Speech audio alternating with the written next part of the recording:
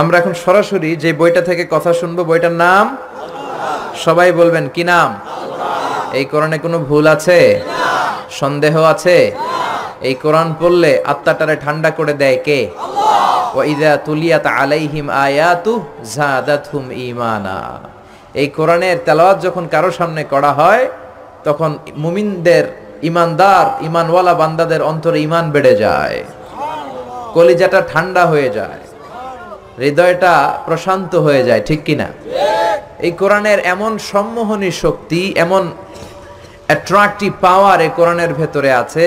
এই কোরআনের তেলাওয়াত শুনলে, তাফসির শুনলে শুধু মুমিনদের হৃদয়ই ঠান্ডা হয় না, কাফিরদের হৃদয়ও ঠান্ডা হয়ে যায়। চিল্লা এখন ঠিক কিনা?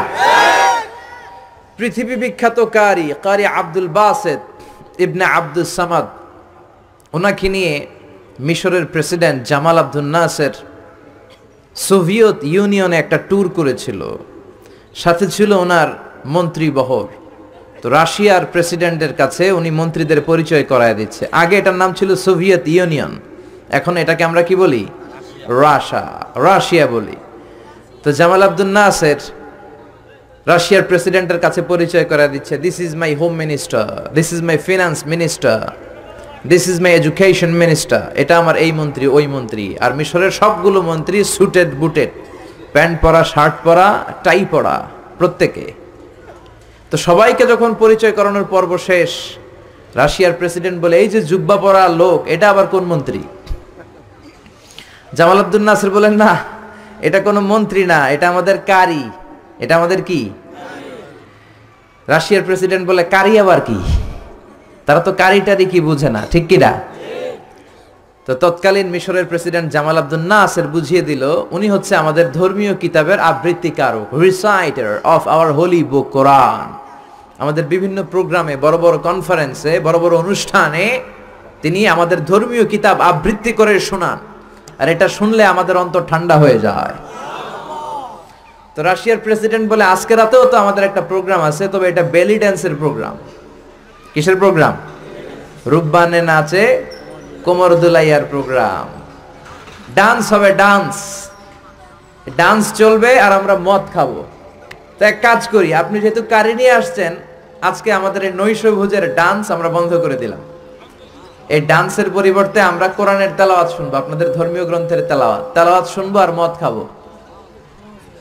তেলাওয়াত শুনবো আর কি খাবো? কি মিলাইছে দেখছেন? তেলাওয়াত তো শুনবে, আবার মদও খাবে। তো জামাল আব্দুল নাসের রাজি হলেন, ঠিক আছে, আমি আমার কারি সাহেবকে রাজি করাবো। তো কারি আব্দুল বাসেত ইবনে আব্দুস সামাদ উনি রাজি হলেন, উনি তেলাওয়াত করবেন। তো নৈশভোজে ওনাকে নিয়ে যাওয়া হলো। সিঙ্গাররা যেখানে বসে গিটার বাজায় আর গান গায়, উনি ওখানে বসে তেলাওয়াত করবেন। তো ওই দিনকার পুরো তেলাওয়াতটা উনি চোখ বন্ধ করে করেছিলেন। আর তেলাওয়াত শুরু করার আগে আল্লাহরে বলেছিলেন, আল্লাহ, এই লিডারগুলো সব ছিল কমিউনিস্ট লিডার। আল্লাহরে বলেছে, আল্লাহ, আমার গলায় যত সুর তুমি দিয়েছো, সব সুর উজাড় করে আমি তেলাওয়াত করব। তুমি কোরআনের এই পাওয়ারটা, এই রিদমটা, এই আকর্ষণটা এই কমিউনিস্ট লিডারদের অন্তরের ভিতরে তুমি ঢুকিয়ে দিও। তো সবার হাতে glass, whisky, red wine, alcohol, মদ। এখনই মদ খাওয়া শুরু করবে। কারি আব্দুল বাসিত ইবনে আব্দুস সামাদ তেলাওয়াত শুরু করলেন, আউযু বিল্লাহি মিনাশ শাইতানির রাজীম। উনি চোখ বন্ধ করে তেলাওয়াত শুরু করলেন। উনি তেলাওয়াত শুরু করার সাথে সাথে সবাই মদের বোতল আর গ্লাস রেখে দিয়ে ওনার তেলাওয়াত শুনতে শুরু করে দিল। ওনার গলায় এমন সম্মোহনী শক্তি ছিল, কেউ তেলাওয়াত শুনলে অবাক হয়ে যেত। তারা মদও খায় না, মদের বোতলের দিকে তাকায়ও না, মদের গ্লাসও হাতে নেয় না, শুধু আব্দুল বাসেদের দিকে তাকিয়ে আছে। তেলাওয়াত শুনতে শুনতে